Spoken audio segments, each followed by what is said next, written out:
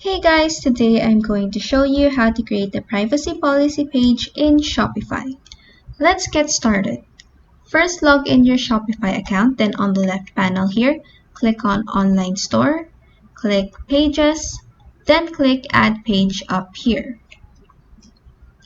Next, create a title for this page with, for example, Privacy Policy. And then down here in the content section, you can either type in your own policy or let Shopify generate one for you by clicking on this icon right here. Then click Generate. Next, fix the visibility of your page and then click on Save up here. To make this page visible to your customers, go back to the left panel in the admin and click on Content, then click Menus, and then click Main Menu.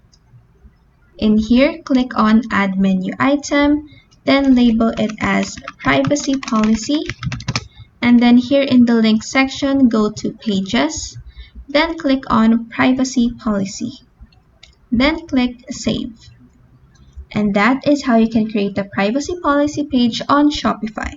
If this video helped you, please like and subscribe for more helpful tutorials.